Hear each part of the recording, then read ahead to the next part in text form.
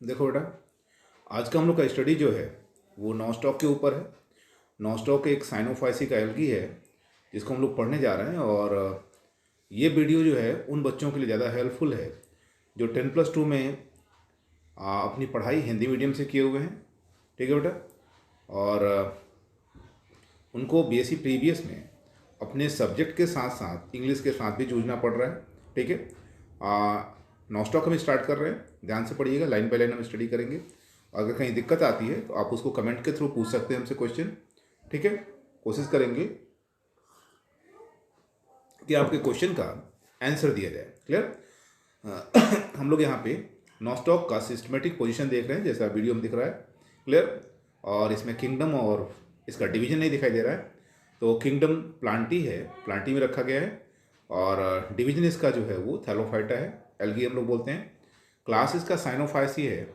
Order नॉस्टोकेल्स है। Family नास्टोकेसी है। और जीनस भी हाइड है, जीनस का भी नाम नहीं दे रखा है।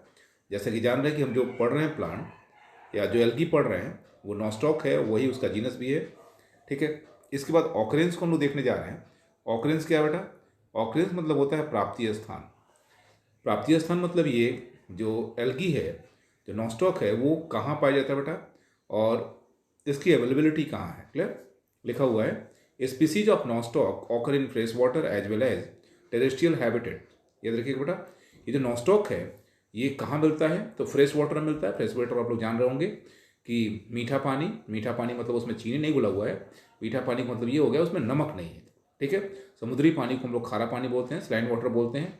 और समुद्र के अलावा जिसमें नमक का अमाउंट कम होता है, नदी, झील, झरनों का पानी, इसको हम लोग फ्रेश वाटर बोलते हैं। The fresh water species form macroscopic colonies. याद रखिएगा, नॉस्टॉक की जो फ्रेश वाटर स्पीसीज हैं वो मैक्रोस्कोपिक कॉलोनी बनी, बहुत बड़ा बड़ा कॉलोनी बनाती हैं। कहाँ बनाती हैं बेटा?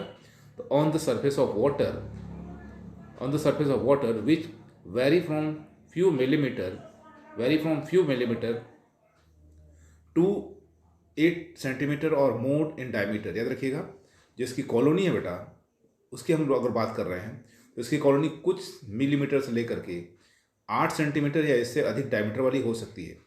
Each colony is bounded externally by a pellicle like membrane. याद रखिएगा, ये जो नॉस्टॉक की कॉलोनी होगी वो चारों ओर से एक पतले मेम्ब्रेन से घिरी हो सकती है। क्लियर। आगे हम लोग पढ़ रहे हैं।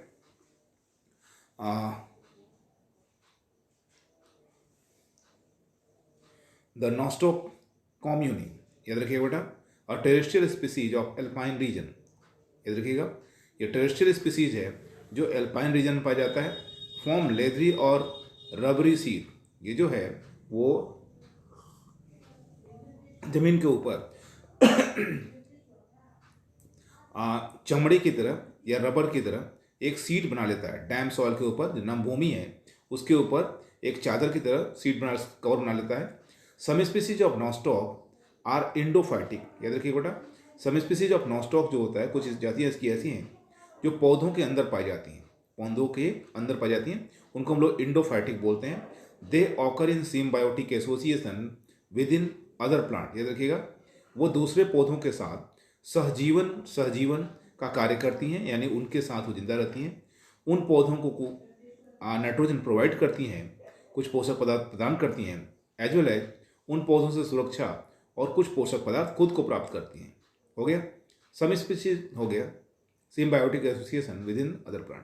फॉर एग्जाम्पल नॉस्टॉक लेकर रखा है बेटा, punctiforme is found in coralloid roots of Cycas. याद रखिएगा, नॉस्टॉक की एक जाति साइकस के कोरेलाइड रूट में होता है। आप जब जिम्नोस्पर्म पढ़ोगे तो साइकस का कोरेलाइड रूट भी पढ़ोगे, वहाँ पाया जाता है। And Anthoceros thallus. And Nostoc की कुछ और भी जातियाँ हैं जो लाइकेन्स के साथ सिम्बायोटिक एसोसिएशन फॉर्म करती हैं, लाइकेन में फंजाई के साथ। Some species of Nostoc are grown in rice field.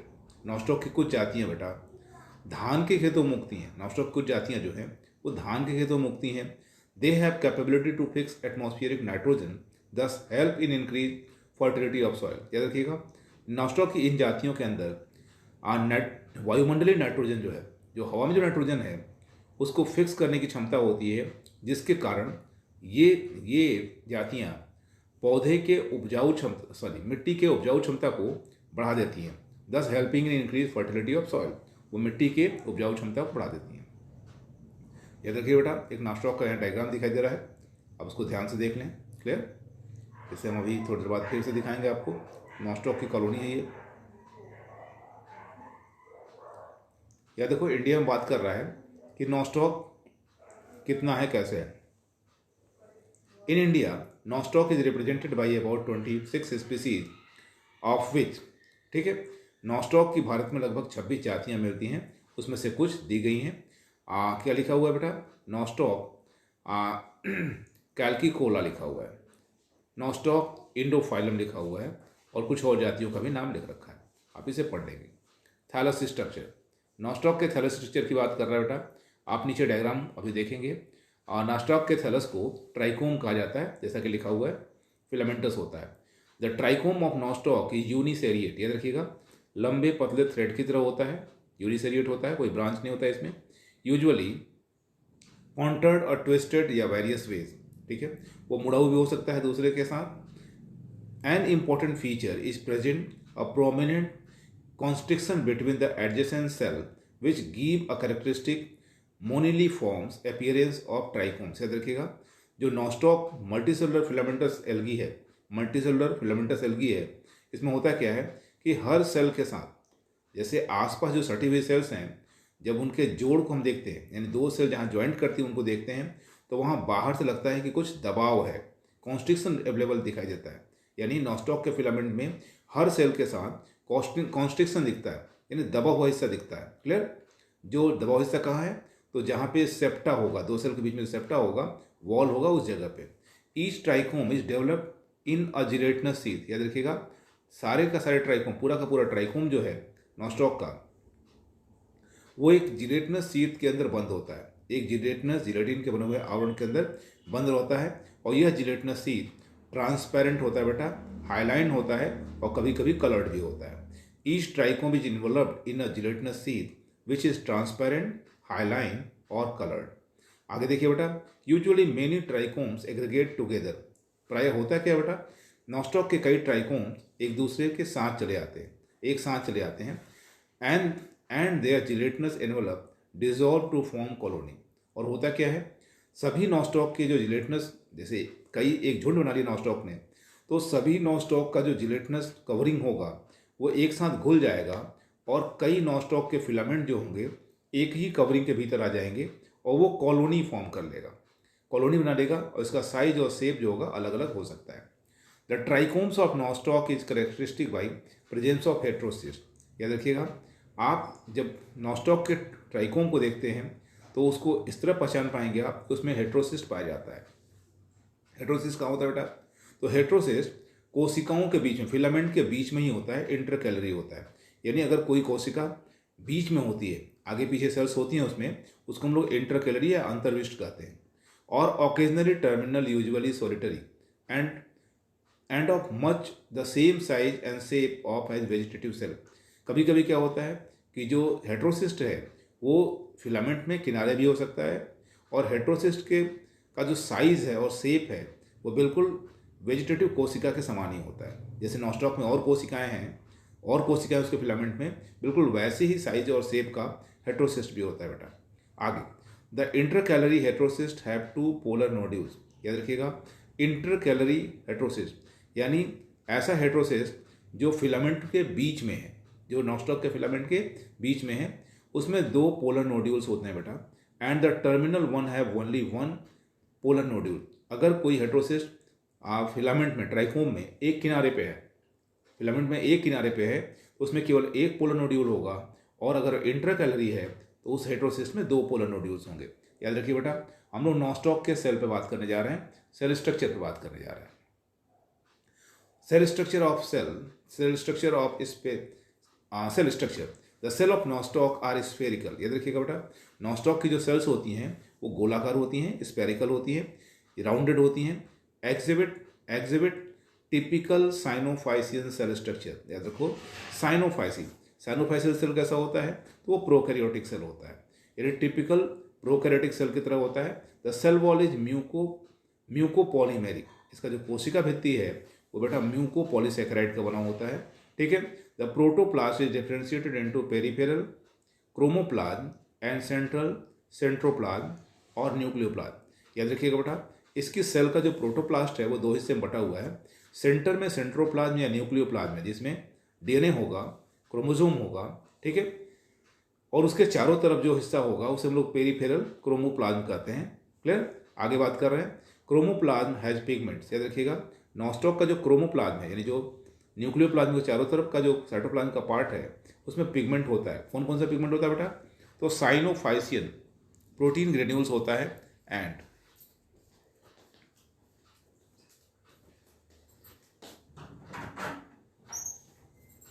And cyanophycin starch होता है बेटा।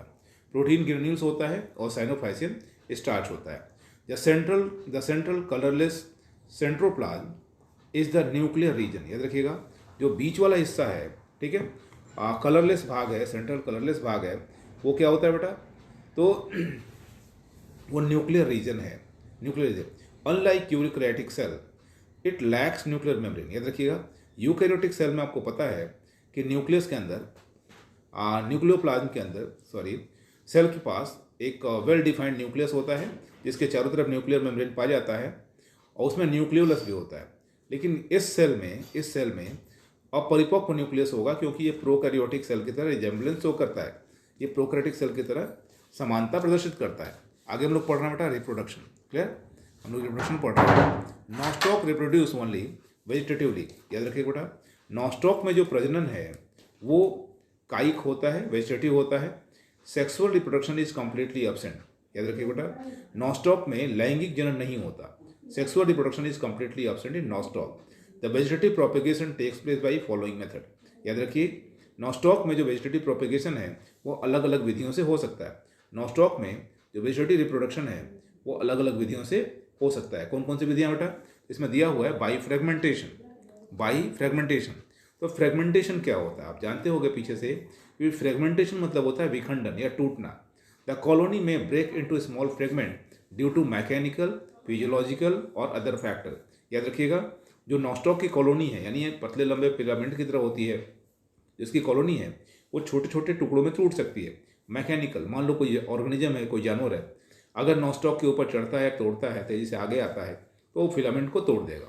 या फिजियोलॉजिकल, कोई कारण हो सकता है, नॉस्टॉक में मूवमेंट हो रहा है इसकी वजह से टूट सकता है, या कोई और फैक्टर भी नॉस्टॉक के फिलामेंट को तोड़ सकता है।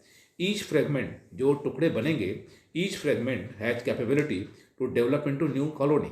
याद रखना बेटा कि जितने भी टुकड़े बनेंगे, जितने भी पीस बनेंगे, वो सारे टुकड़े नॉस्टॉक के नए कॉलोनी को बना लेंगे।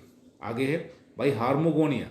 याद रखना बेटा, बाई हार्मोगोनिया द ट्राइकोम मतलब नॉस्टॉक का फिलामेंट। The trichome breaks into small segments due to degeneration of intercalary vegetative sales.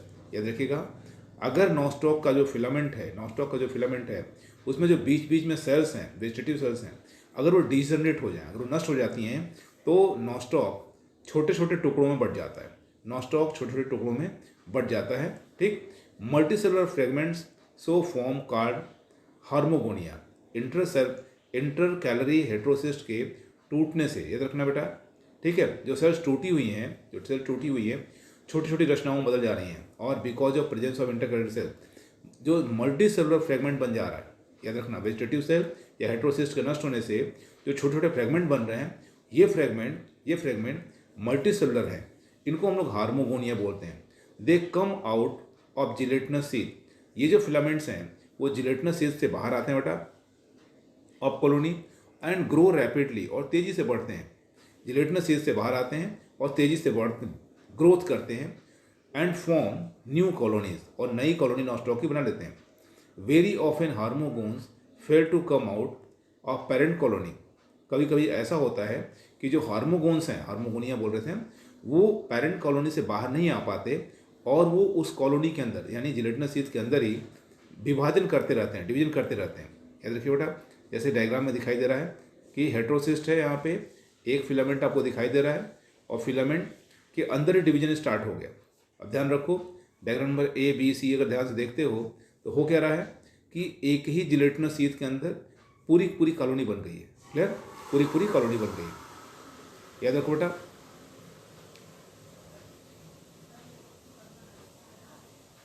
Inside gelatinous sheath, जो सारे के सारे सेल्स हैं वो एक जिलेटिनस शीथ के अंदर बंद हो जाते हैं, इसे हम लोग पेरेंट कॉलोनी बोल रहे हैं। This result a large number of trichome inside the parent colony. इसकी वजह से क्या हो रहा है कि ढेर सारे ट्राइकोम एक ही पेरेंट कॉलोनी के अंदर पैक रह रही है। याद रखिए। नेक्स्ट कैसा है, तो नेक्स्ट को बोलते हैं एकाइनेट। What is एकाइनेट? याद रखो, ड्यूरिंग अनफेवरेबल कंडीशन बेटा, जब वातावरण अनुकूल ना हो, यानी नॉस्टॉक के लायक ना हो, उस समय क्या होता है, कुछ नॉस्टॉक के सेल्स जो हैं, ठीक है, रेस्टिंग स्पोर बदल जाती हैं, यानी विश्राम करने वाले स्पोर बदल जाती हैं, वो एक्टिव नहीं होती, इनएक्टिव हो जाती हैं, और इसी को हम लोग एकाइनेट कहते हैं। They have an additional 3 layer. याद रखो, ये जो सेल्स हैं इनके चारों तरफ 3 परत बन जाता है, 3 परत वाला आवरण बन जाता है। Outside of normal cell wall के बाहर की ओर 3 परतें बन जाती हैं। The outer layer is variously sculptured. याद रखना, जो सबसे बाहरी लेयर है वो थोड़ा सा हार्ड हो जाता है बनावट उसका। The protoplasm is full of food reserve. याद रखिएगा, जो इसका जीव द्रव्य है उसमें भोज्य पदार्थ फूड रिजर्व भरा रहता है, भली बात ही। Development of akinete normally takes place in a mature colony. याद रखना बेटा, जो एकाइनेट है इसका जो डेवलपमेंट होता है वो, ठीक है, एकाइनेट जब भी फेवरेबल कंडीशन आएगा तो फिर से वो मैच्योर कॉलोनी को बना लेगा आगे। It is always the vegetative cell adjacent to heterocyst. It is always the vegetative cell adjacent to heterocyst which is the first to metamorphose to akinete. याद रखना, हेट्रोसिस्ट के ठीक बगल वाली जो सेल होती है हेट्रोसिस्ट के, आप जानते हो कि नॉस्टॉक के फिलामेंट में हेट्रोसिस्ट पाया जाता है। हेट्रोसिस्ट के ठीक बगल वाली जो सेल होती है वो सबसे पहले मेटामॉर्फोसिस करके एकाइनेट बनाती है। इसके बाद की कोशिकाएं सबसिक्वेंटली एक के बाद एक उसके बाद की वेजिटेटिव सेल्स ट्रांसफॉर्म होकर के एकाइनेट का निर्माण कर लेती हैं। It is not unusual to find all the cells between 2 successive heterosis. It is not unusual to find all the cells between 2 successive heterosis transform into एकाइनेट। ये असामान्य नहीं है बेटा, ये असामान्य नहीं है कि दो हेट्रोसिस्ट के बीच की सभी कोशिकाएं एकाइनेट में ट्रांसफॉर्म कर जाती हैं। ये सारी कोशिकाएं एकाइनेट को बना लेती है। Metamorphosis of vegetative cell into akinete is probably stimulated by certain chemical substance secreted by heterosis। याद रखिए बेटा, जो मेटामॉर्फोसिस होता है यानी वेजिटेटिव सेल जो एकाइनेट में कन्वर्ट हो रहा है, इसे कुछ विशेष केमिकल सब्सटेंस स्टिमुलेट करते हैं, कुछ दशाएं स्टिमुलेट करती हैं, हो गया। और ये केमिकल सब्सटेंस हेट्रोसिस्ट द्वारा ही उत्पन्न किए जाते हैं। याद रखो बेटा, द एकाइनेट हैव ट्रेमेंडस रेजिस्टेंस। जो एकाइनेट है उसके पास जबरदस्त प्रतिरोध क्षमता होता है कोल्ड और डॉट के अगेंस्ट। जो एकाइनेट्स बन जाता है वो ठंडी और गर्मी दोनों ही दशाओं में अपने आप को जीवित बचाए रखता है। During favourable condition the protoplasm of akinete become active and breaks the thicker wall and develop into new trichome. याद रखिएगा, फिर वापस अगर अनुकूल वातावरण आता है तो जो इसका प्रोटोप्लाज्म है फिर से एक्टिव हो जाता है और मोटी दीवार को तोड़ करके बाहर आता है और वो डेवलप होकर के नॉस्टॉक के नए ट्राइकोम को बना देता है। याद रखिएगा बेटा, नेक्स्ट हेडिंग है by heterocyst. In some species of Nostoc की कुछ जातियों में heterocyst act as resting spore. Heterocyst जो होता है वो रेस्टिंग स्पोर की भांति कार्य करता है। The protoplasm of heterocyst of such species become functional and germinate to form new trichome. याद रखना बेटा, जो हेट्रोसिस्ट का प्रोटोप्लाज्म है कुछ जातियों में वो एक्टिव हो जाता है, सक्रिय हो जाता है और अंकुरित होकर के नॉस्टॉक के नए ट्राइकोम को बना लेता है। At the time of germination the protoplast divides bye transverse wall. याद रखिएगा, जर्मिनेशन के दौरान जो इसका प्रोटोप्लास्ट है, जो जीव द्रव्य है, वो अनुप्रस्थ भित्ति द्वारा विभाजित होता है, बार बार अनुप्रस्थ भित्ति बनाकर विभाजित होता है, 2 कोशिकाओं बनाता है। These cell divide again. ये कोशिकाएं बार बार विभाजित होती है, 4 कोशिकाओं वाले जर्मलिन को बनाती हैं, अंकुर को बनाती हैं। The thick wall of heterosis rapture.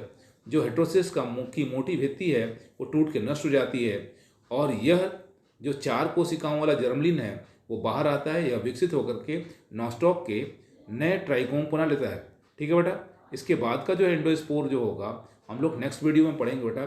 ध्यान से इसे पढ़िएगा, ठीक है, और समझने की कोशिश कीजिएगा लाइन बाय लाइन। एक बार नहीं होता है, दोबारा इसे देखिए, श्योर याद हो जाएगा। और डायग्राम बनाने की प्रैक्टिस कीजिए, डायग्राम को देख करके इसे पढ़िएगा। हो सके तो अगर आपके पास बुक हो तो पढ़ते समय बुक को ओपन कर लीजिएगा। ओके, वीडियो देखते समय समझने की कोशिश कीजिएगा।